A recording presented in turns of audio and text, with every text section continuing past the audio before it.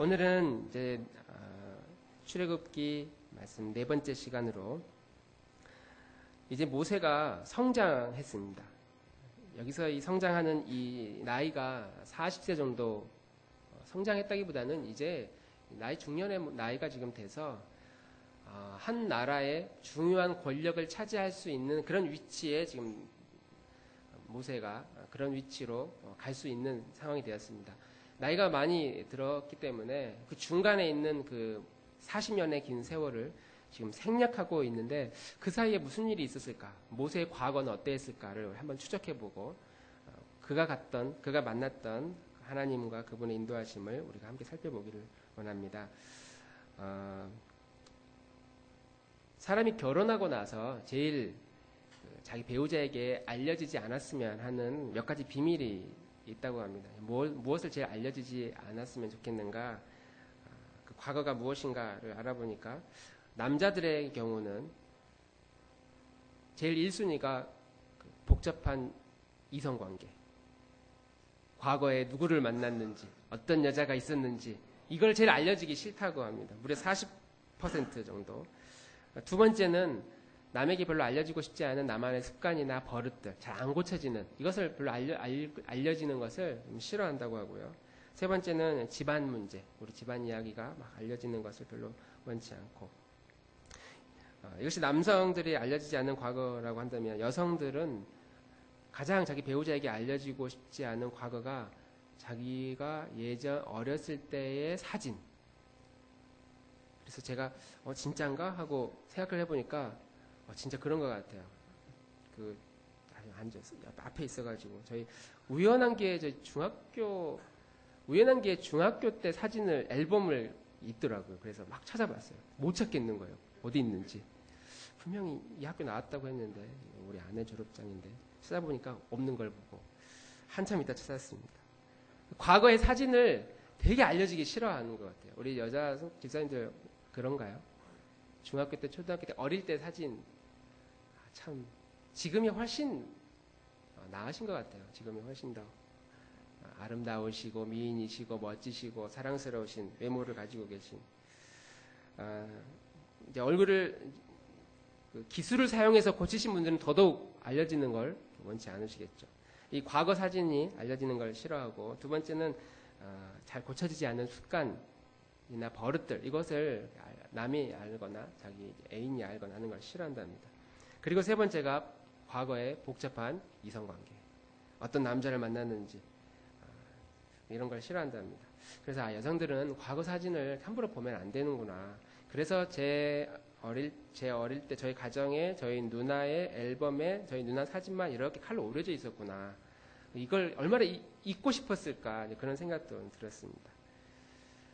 우리 아이들뿐만 아니라 우리도 마찬가지죠. 어릴 때 받은 교육들을 보면 항상 우월한 교육을 받습니다. 나라에 속해 있거나 학교에 속해 있거나 아니면 교회에 속해 있는 것도 마찬가지고, 항상 우리나라는 특별한 나라다. 그리고 우리 학교는 정말 이 지역에서 따라올 수 없는 대단한 학교다라는 교육을 받으면서 자랍니다. 저도 초등학교 때 그런 교육을 받았고, 중학교, 고등학교 정말 민족 최고의 이 시대를 앞서 세워나가는 그런 학교, 이런 교육을 받다 보니까 진짜로 제가 나온 초중고등학교가 최고의 학교인 줄 알았습니다. 역사적으로 제가 나온 고등학교는 무려 역사가 100년이 넘은 학교거든요. 서당으로부터 시작한 학교거든요. 그래서 막 신사참배 때 폐교되기도 하고 다시 일어나기도 하고, 막 그런 걸 보면은 우리 학교는 정말 대단한 학교다라는 생각을 가지고 저희 이제 바깥에 나가 보면 더 뛰어난 학교들이 굉장히 많이 있죠. 의도적인지는 모르겠지만 대부분의 교육은 어떤 우월성을 강조합니다. 특히 나라의 교육은, 어릴 때 아이들에게 하는 나라의 교육은 나라에 대한 자긍심을 갖도록 하죠. 우리 민족만 해도 한민족, 한 번도 외부로 전쟁을 일으킨 적이 없는 수많은 외침 속에서도 단일 민족으로 여기까지 버텨온 민족, 그렇게 배우잖아요. 그리고 주변 나라는 살짝 까는 그런 표현들이 있습니다. 중국은 짱깨, 일본은 쪽, 이런 식으로 우리 주변 나라는 되게 무시하면서 우리 민족은 정말 아주 특별한 나라인 것처럼. 그러나 역사를 진짜 공부하다 보면, 그리고 일본이나 중국과 같은 그런 나라를 실제로 갔다 와본 사람이라면 그렇게 무시할 수 있는 그런 수준의 나라가 아닌데도 우리는 가보지 않은 사람은 우리 민족이 최고인 것처럼 우리나라 음식이 제일 맛있어. 중국 음식 그리고 일본 음식을 먹어본 사람은 그런 말을 함부로 할 수 없거든요. 정말 맛있는 뛰어난 음식들이 있습니다. 물론 신토불이 우리 것이 좋은 것이긴 하지만 이런 식으로 은연중에 주변보다 우리의 것이 더 좋은 것이라는 교육을 받으면서 자라옵니다. 오늘 갈대상자에 둥둥 떠내려간 이 모세가 하필 그 나라의 왕의 딸이 목욕하고 있는 그곳으로 지나갔고 거기서 바로의 왕의 딸에 의해서 건짐을 받습니다. 그리고 그 왕 가로 입적이 돼가지고 왕의 딸의 아들로 입적이 돼서 졸지에 언제 죽을지 모르는 신세였는데 왕자가 돼서 왕자의 모습으로 자라게 됩니다. 그리고 이렇게 왕자가 돼서 자라는 그는 어릴 때 왕족의 교육을 받으면서 자라게 되죠. 건짐을 받았다. 모세가 갈대상자에서 건짐을 받은 것, 그리고 노아가 탔던 그 방주에서 건짐을 받은 것, 이것을 우리는 오늘날로 우리의 표현으로, 믿음의 표현으로 하면 구원이라고 하거든요. 모세는 지금 떠내려가는 물 위에서 바로의 딸에 의해서 구원을 받은 겁니다. 마치 노아가 방주에서 하나님에 의해 방주 때문에 구원을 받은 것과 참 비슷하죠. 그래서 이 방주나 갈대상자가 의미하는 바는 언제나 이 구원을, 첫 번째는 구원을 의미하고요. 또 다른 의미가 무엇이었냐면 이 방주와 갈대상자는 목적과 방향이 있다는 것을 우리는 찾을 수 있습니다. 한번 따라해 보겠습니다. 목적과 방향. 참 밥 먹고 사는데 내 인생이 어디로 가고 어떤 방향으로 가고 이거 사실 참 별거 아닌 것처럼 느껴지고 별로 의미 없는 것처럼 우리가 이해될 때가 많이 있거든요. 이건 언제 필요하냐면 인생에 있어서 한계를 만날 때, 고난을 만날 때, 내 힘으로 풀 수 없는 문제들을 계속해서 부딪히고 만날 때, 그때 내가 마치 나일강 위를 떠다니는 갈대상자에 담겨진 처량한 신세 같은데 내가 지금 이러다가 어떻게 되느냐. 그때 이 약속의 말씀을 우리가 붙드는 것이죠. 갈대상자는 그냥 떠내려가는 것처럼 보이는 게 아니라 분명한 목적과 방향을 향해 지금 가고 있다. 내 인생이 지금 이렇게 어려운데도 분명한 목적과 방향을 향해 가고 있다. 이것을 우리의 마음속에 잊지 않고 계속해서 새기는 것이죠.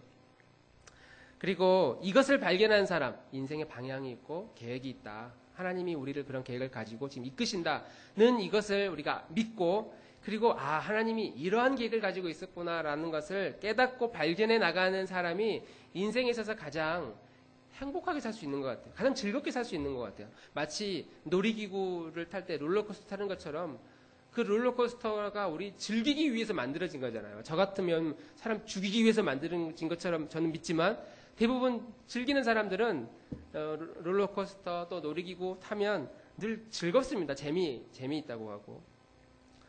마치 우리 인생이 떨어질 것처럼 보여도 아니야 안 떨어질 거야 이렇게 해서 우리는 그냥 즐기면 되는 거야. 하나님이 우리를 이끄실 거니까 라는 이 약속을 우리가 가질 때 그런 성도가 가장 복되고 즐거운 삶을 살 수 있겠다. 그래서 어떻게 이것을 우리가 발견할 수 있느냐. 성경은 그것을 통틀어서 세 가지 방법으로 발견할 수 있다라고 이야기합니다. 첫 번째는 그리스도 안에서 발견할 수 있고, 두 번째는 진리 안에서 발견할 수 있고, 세 번째는 공동체 안에서 발견할 수 있다. 한번 따라해 보겠습니다. 그리스도 안에서, 진리 안에서, 공동체 안에서. 언제나 그리스도를 만나지 않은 인생은, 주님을 만난 경험이 없는 사람은 어디서 어떤 목적을 이야기를 하겠어요? 결코 이 세상의 목적과 방향에 대해서 말할 수 없죠. 오히려 세상은 돌고 도니까 그냥 막 살아 이렇게 이야기를 하죠. 두 번째는 주님을 만났다 할지라도 만난 다음에 그 다음에는 멈출 수는 없고 계속 가야 되는데 만난 주님과 함께 어떻게 가느냐? 그것을 우리에게 이끌어 주시는 분이 하나님의 말씀이다. 그래서 하나님의 말씀은 마치 지도와 같아서, 인생의 지도와 같아서 지도를 봐야 내가 어디로 가야 되지? 이쪽으로 가야 이 길은 막혔구나. 하나님의 말씀을 가지고 계속 씨름하면서 그 길로 나아가는 것이죠. 그리고 세 번째, 혼자 가도록 결코 만들지 않으셨다. 함께 공동체를 세워서 가도록 만드셨다. 그 공동체는 이렇게 눈에 보이는 유형의 교회뿐만 아니라 보이지 않는 무형 교회를 말합니다. 그리스도를 머리로 하고 이 땅에 흩어져 있는 모든 그리스도인들, 주님을 만나본 경험을 가지고 있는, 그리고 왠지 그 성도하고 그 만난 경험을 가지고 있는 성도와 이야기하면 왠지 통해. 만난 적도 없고 공통점도 별로 없는데 단순히 그냥 교회 다니는 것만 해도 우리는 반가운데, 그것이 아니라 주님을 만난 경험을 가지고 있는 성도와 대화할 때 무엇인가 내가 알지 못하는 비밀을 저 사람은 가지고 있는 것 같아. 저 사람의 삶을 보면 뭔가 나에게도 큰 유익이 있을 것 같아. 그냥 인간적으로 친한 것을 뛰어넘는 그런 공동체가 우리에게 생긴다라고 하는 것이죠. 그리고 그 공동체는 눈에 보이는 교회 공동체와 가정 공동체로 하나님 우리를 이끌어 주십니다. 이 세 가지를 가지고 우리가 하나님의 주신 목적과 방향을 발견하는 우리 교우들이 되기를 주님의 이름으로 축원합니다. 모세가 왕궁에서 왕자로 자랍니다. 그리고 이제 40세 나이가 됐는데, 이집트 그 문헌의 역사 기록에 보면 약 12년 정도 왕자 교육을 받는답니다. 어렸을 때부터 성인이 될 때까지. 한 8살 정도부터 교육을 받으면 20세 성인이 될 때까지 교육을 받고, 유모가 모세에게 젖 먹일 때까지 키웠을 거라고 예상하면 한 3세, 한 2-3살 정도까지. 우리는 돌진하면 젖대지만 예전에는 뭐 2살, 3살 이렇게 막 먹였다고 우리 부모님들이 그러시더라고요. 그러니까 모세도 아마 그런 모습이었다면 한 3살까지 엄마 품에서 자랐을 것이고, 그 다음부터는 이제 왕자 교육을 받으면서 성장을 했을 겁니다. 약 12년 정도 진행된 이집트 왕자의 교육은 우리가 학교 다니면서 혹은 대학 다니면서 받는 그런 교육하고는 죄송합니다.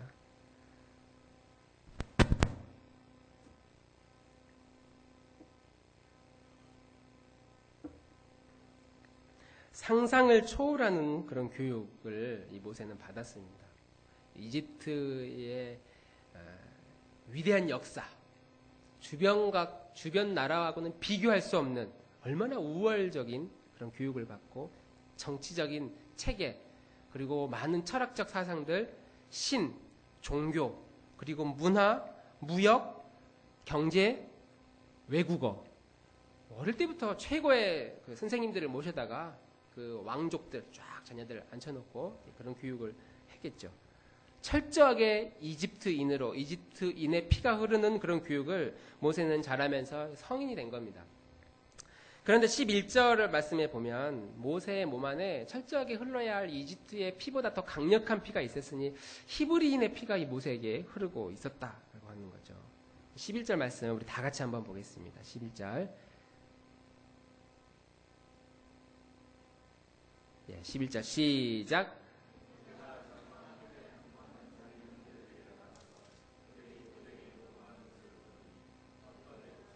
한 히브리 사람 곧 자기 형제를 치는 것을 본지라. 히브리 사람인데 그 사람을 자기 형제라고 이야기를 할 정도면 이미 이 모세의 마음 가운데는 지금 히브리인에 대한 정체성을 가지고 있었다. 형제라고 이야기를 하니까 그런 마음을 가지고 있는 거죠. 애굽 사람이 자기 형제를 괴롭히니까 순간 피가 거꾸로 솟아서 그 애굽 사람을 그 자리에서, 성경은 쳐 죽였지만 아마 옆에 있는 무기로 혹은 뭐 짱돌로 쳐서 죽이고 그를 모래 속에 덮어버립니다. 이 순간이 어떤 순간이냐면 12년 동안 애굽에서 했던 아주 수많은 탁월한 그 교육이 그 전에 이미 있었던 모세의 어머니로부터 품 안에 안겨서 은연중에 계속해서 하나님 나라에 대해서, 우리 이스라엘 민족에 대해서, 여호와에 대해서 계속해서 이야기를 들으면서 엄마의 이야기를, 유모지만 사실 자기 어머니니까 자기 어머니의 이야기를 계속 들으면서 자랐던 그 교육이 빛을 발하는 순간이에요.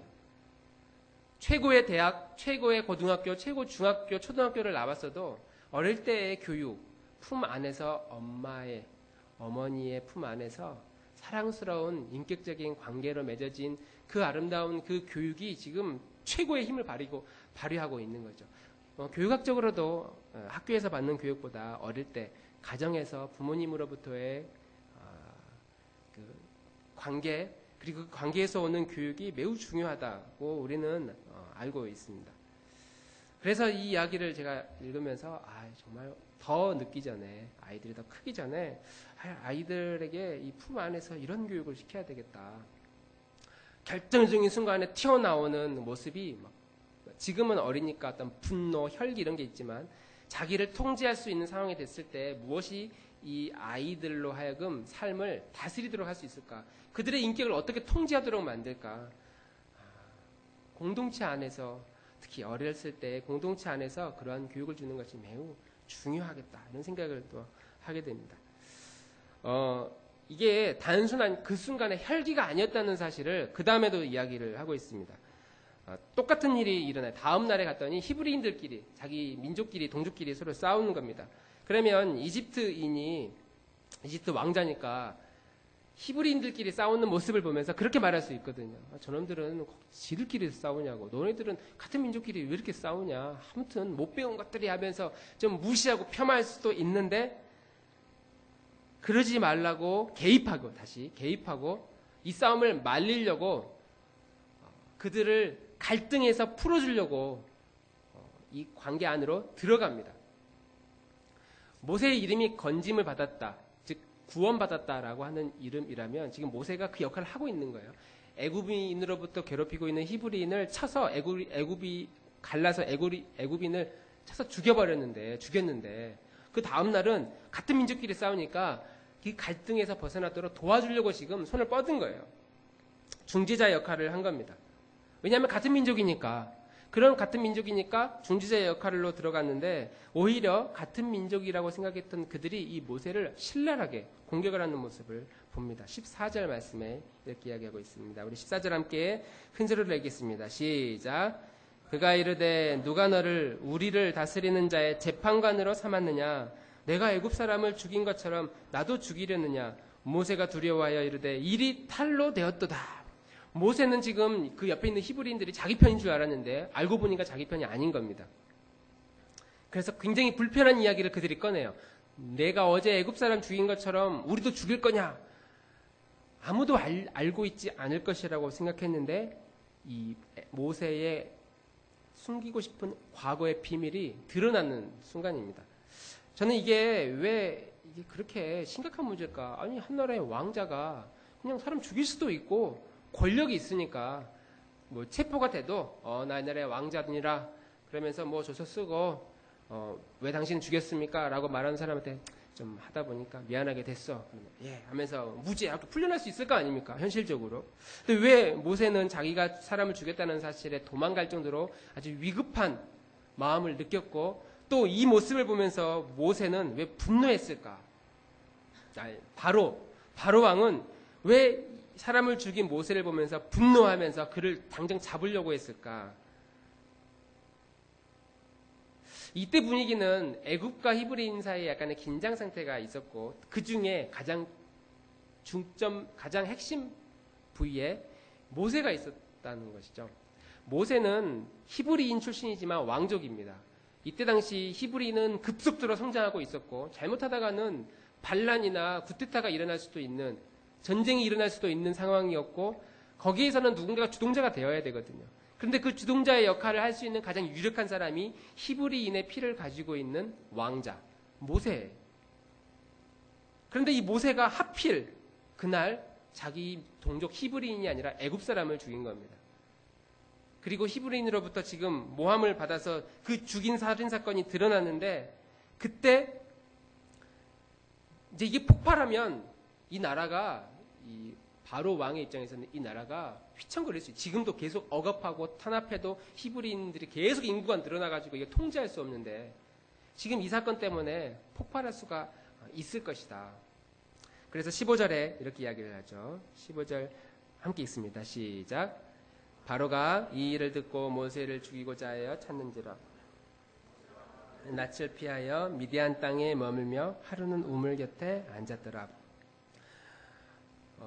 모세가 애굽을 떠났을 때 나이는 40세니까 40세 나이 정도 되면 좀 사회에 어느 정도 안정을 찾을 수 있는 그런 위치이고 최소한 모세가 애굽 왕에게 충성만 맹세하면 그 나라의 한 중요한 권력자로서 떵떵거리면서 살 수 있는 평생 그 정도의 신분인데 오늘 모세는 빈털터리가 된 신세로 아무것도 갖지 못한 채 도망자의 신세가 되고 수배자의 신세가 되고 지금 우물 곁에 앉아서 털썩 주저앉아 있는, 승승장구하다가 모든 게 사업 망하고 쫄딱 망하고 빚쟁이들이 몰려오고 그래서 도망갈 수밖에 없는 그 처량한 신세가 지금 이 모세입니다. 일반적으로 이런 도망자의 신세, 이런 처량한 신세가 되면 우리는 숨기 마련이죠. 하나님도 이 모세를, 도망다니는 이 모세를 그냥 내버려둘 수 있겠지만 언제나 갈대상자에 담겨있는 그 모세, 어린 모세가 하나님의 목적과 방향에 의해 가는 것처럼 오늘 모세는 도망자의 신세로, 쫓겨난 신세로 갔지만 이런 모든 과정을 하나님이 지금 붙들어서 그를 미디안의 한 광야, 그리고 물이 있는 한 우물 곁으로 모세를 이끌어가고 있다는 것이죠. 성경에서 우물이라는 단어가 나오면 특별히 세 가지의 의미가 있는데, 첫 번째는 새로운 만남을 이야기하고, 두 번째 새로운 시작을 이야기하고, 세 번째는 생명을 이야기합니다. 무엇인가 새롭게 시작될 것을 암시하는 그 장소가 우물이고, 무엇인가 새롭게 시작할 수 있는 힘을 주는 그 곳이 이 우물이고, 생명을 얻는, 구원을 받는 그 장소가 우물입니다. 우물가에서 만난 예수님의 모습이 그러했죠. 아내 리브가를 만났던, 이삭의 아내 리브가를 만났던 그 장소도 우물가에서 배우자를 만나고 거기서 새로운 인생의 전환점이 되었음을 우리는 알 수 있습니다. 우물가에 모이는 사람들의 특징은 항상 목이 마르다는 거죠. 누군가의 도움이 필요합니다. 누가 내 손을 좀 잡아줬으면 좋겠고, 나를 좀 이끌어갔으면 좋겠고, 지쳐있는 사람, 피곤한 사람, 마음이 복잡한, 누군가의 도움을 가지고 있는, 도움을 필요로 하는 그런 사람이 우물을 필요로 하는 사람인데, 마치 현대를 살아가는 우리들의 모습인 것 같습니다. 우리에게 정말 이 우물이 필요하구나. 무엇인가 새롭게 시작할 수 있는, 새로운 생명을 얻을 수 있는, 새로운 만남을 가질 수 있는 그런 우물이 우리들에게 너무나 필요하겠다. 누가 와서 내 손 좀 꽉 잡아줬으면, 너 나를 잘 이끌어 주었으면. 너무너무 우리의 마음을 시원하게 해줄 우물이 필요한 시대에 우리는 살고 있지만, 그러나 사람들, 우리뿐만 아니라 우리 주변의 사람들을 보면 그러나 이 우물을 찾는 사람들이 또 많지 않다는 것이 우리의 현실입니다. 배가 고프면 식당 찾아가잖아요. 그리고 너무 무식해서 힘들면 책 펼치잖아요. 공부하러 가고, 대학을 가든 학교를 가든 학원을 가든 공부하러 갑니다. 우리의 영혼이 점점 메말라가고 공고해질 때 우리는 손을 내밀어야 되는데, 우물 곁으로 가서 손을 뻗어야 되는데, 우리는 지금 어디에서 머무르면서 살고 있는가? 모세가 지금 단순하게 머물러 있는 곳은, 모세가 15절 말씀에 보면 하루는 우물 곁에 앉았더라 라고 하는 이 표현이, 우리 개역성경에는 그날 막 다니다가 어느 날 갑자기 우물 곁에 그냥 하루 그냥 쉬었다, 지나가다 그냥 들렸다라는 뉘앙스로 비치지만, 우물 곁에 이 앉았더라 라고 하는 이 단어 표현이 바로 앞에 미디안 땅에 머물며라는 이 표현과 같은 단어입니다. 머물렀다, 앉았다. 그러니까 이 우물가에 지금 모세는 어떤 목적과 계획을 가지고 일부러 찾아온 겁니다. 모세가 찾아왔는지, 하나님이 이 모세를 우물 곁으로 이끌었는지, 도대체 이곳에서 무슨 일을 시작하려고 하나님이 모세를 우물 곁으로 이끌었는가? 하나님이 우리를 그렇게 우물 곁으로 매일매일 이끌어가고 있을 때 우리에게 필요한 것은 순종이죠. 하나님이 우리를 하나님의 방식으로 이끌어가세요. 강권해서 하기도 하고, 어느 날 막 다리를 분질러가지고 우물 곁으로 가기도 하시지만, 일반적으로 하나님의 방식은 우리의 순종을 사용하셔서 인격적으로 그때까지 기다리고 참고 우리에게 끊임없이 말씀하셔서 우리를 우물 곁으로 가라, 지금이 그곳이다, 지금이 그 시기다 하면서 우리를 그곳으로 이끌어갑니다. 모세가 이 미디안 광야 우물가에 있을 때 이제 이런 일이 일어납니다. 제사장들의 딸들이 양들을 데리고 물을 먹이는데 어떤 다른 민족이었는지 다른 목자들이 와서 물을 먹이지 못하도록 괴롭힙니다. 모세가 볼 때 그 목자들은 일종의 깡패였어요. 그냥 사이좋게 지낼 수 있는, 누구의 주인도 없는 이 물에서 순서대로 먹이면 되는데 순서를 어기고 오히려 그들을 괴롭히는 이 깡패 같은 이 모습을 보면서 그냥 가만히 있으면 중간하잖아요. 모세는 지금 괜히 나서가지고 지금 도망자의 신세로 왕궁에서 쫓겨난 신세입니다. 그냥 애굽인이 히브리인을 좀 괴롭혀도 모른 척하면 되는 문제였고 히브리인들끼리 싸워도 그냥 모른 척하면 되는데 그렇게 남들의 문제에 개입해가지고 지금 인생이 큰 낭패를 봐서 광야에서 내가 지금 뭐 하고 있냐 여기서 도대체 내가 여기서 이제 뭐 하면서 살아야 되느냐 그동안에 내가 배운 교육 자라온 내 환경 그건 내 인생에 무슨 의미였나 왜 내가 그런 환경에서 어렸을 때 자랐나 왜 하나님이 나를 이렇게 기구하게 이끄시나 그렇게 그냥 투덜거리면서 자리에서 멈춰 있을 수 있는데 이 자리에서 가만히 있지 않고 또다시 개입을 한다는 것이죠. 지명수배자, 도망자의 신세였는데 아직 모세의 마음은 뜨거웠던 것 같습니다. 그래서 불의, 옳지 않은 것, 목자들이 그 여인들, 누군지는 모르겠지만 그 여인들을 계속 괴롭히는 그 모습을 보면서 그냥 두면 안 된다는 음성이 내 안에, 모세 안에 있었던 거죠. 무엇이 옳은지 무엇이 그른지에 대한 분명한 확신이 그 생각과 그 철학이 이 모세의 가슴 가운데 있었습니다.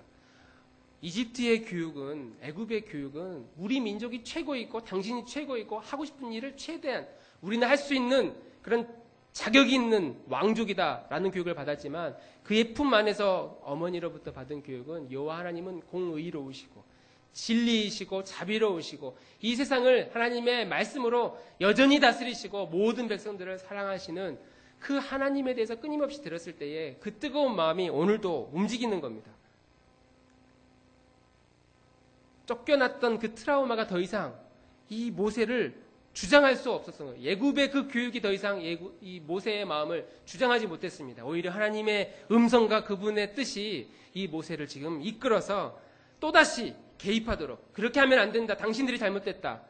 라고 개입하게 만드는 것이죠. 그리고 목자들을 쫓아내고 이 여인들에게 물을 먹일 수 있도록 배려해 약자들이 그 물을 마실 수 있도록 배려해 줍니다.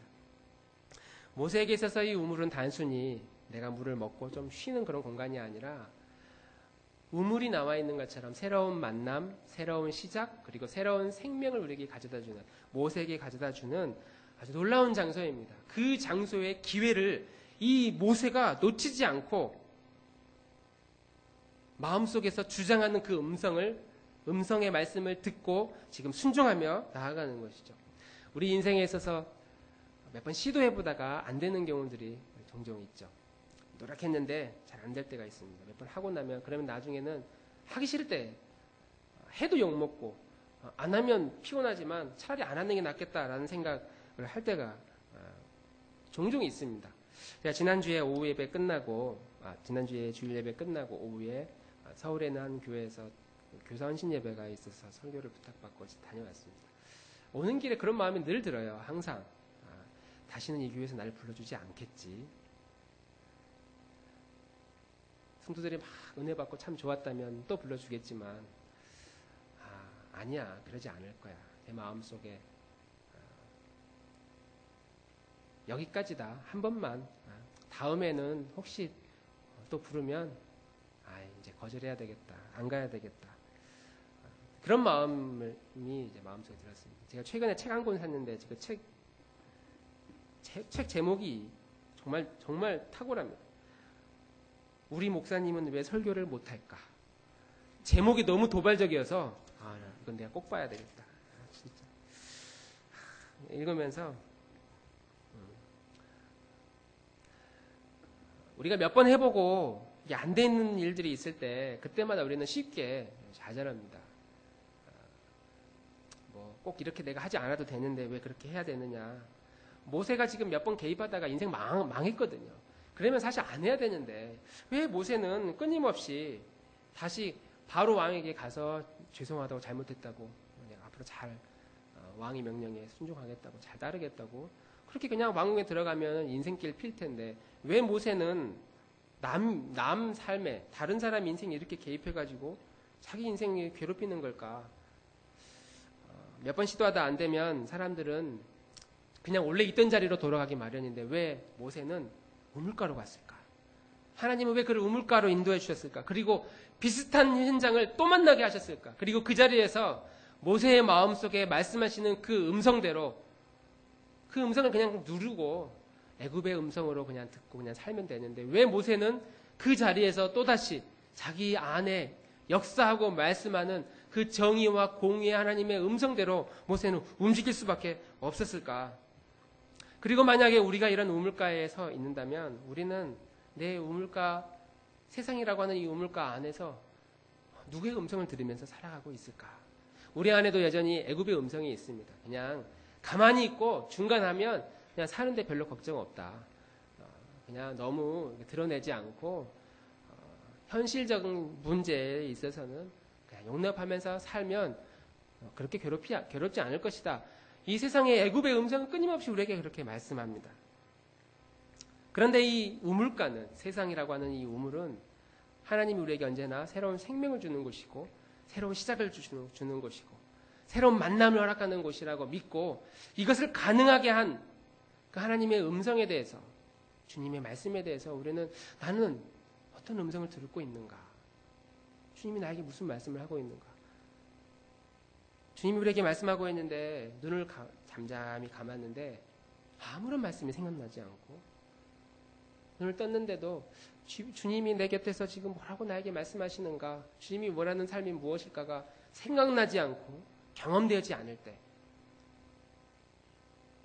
우리는 주님의 자녀라고 믿지만 이미 그 순간만큼은 주님의 자녀가 아니라 이 세상에 풍랑 있는 갈대상자 안에서 언제 뒤집힐지 모르는, 그리고 실제로 막 뒤집히기 직전인데도 우리는 아니야, 잘 될 거야, 나는 긍정적인 인생이니까, 하나님이 잘 도와주셨으니까, 하나님이 멀리 있는데도 우리는 그렇게 삶을 안주하고 이 현실을 그냥 바라보면서 살아가고 있다는 것이죠. 우리가 우물가의 곁에 섰을 때 우물가의 곁에서 우리에게 생명 주시고 새로운 시작과 새로운 만남을 주시는 그 현장이 매우 중요하지만 그곳에서 그냥 가만히 있고 물 마시고 돌아오면 끝나는 것이죠. 끊임없이 하나님 우리에게 기회를 주시는데 그 기회 안에서 주님의 음성을 우리가 붙들고 그것을 내 것으로 여기고 씨름하고 주님의 말씀의 자리로 나아가지 않는다면, 주님의 말씀이 나를 주장하도록 내 안을 순종하는 마음으로 나를 내어드리지 않는다면 여전히 우리는 우리의 인생이 우물가에 갔다가 또 내 현장의 삶으로 돌아갔다가 분명히 우물가에 가면은 뭔가 있을 거라고 생각했는데 그러다가 다시 내 삶으로 그냥 돌아갔다가 이것을 일평생 반복하면서 살아가는 철행한 인생이 될 수밖에 없다는 것이죠. 우리 사랑하는 아들목 모든 교우들의 마음 가운데 우리의 마음을 주장하는 것이 애굽의 음성이 아니라 이 세상에서 괜찮아 그렇게 열심히 살면 돼라고 하는 나도 모르게 우리의 마음속에 들어와 있는 세상적인 그런 두려움과 염려와 근심과 그냥 편안하다고 하는 우리를 그릇된 위로로 가져다주는 이 세상의 음성에 우리가 귀를 기울이는 것이 아니라 주님이 우리에게 끊임없이 말씀하고 우리를 분명한 목적과 방향을 가지고 우리를 이끄시고 그분이 우리에게 진리와 공의 되시는 그 하나님의 말씀으로 살아가도록 권면할 때 우리가 그 음성에 끊임없이 내 삶을, 내 시간을, 내 물질을, 내 온 마음을 드리면서 나아갈 때 주님이 주시는 놀라운 축복의 삶을 우리가 살게 될 줄 믿습니다. 그런 교우들이 되기를 주님 이름으로 축원합니다. 우리 찬양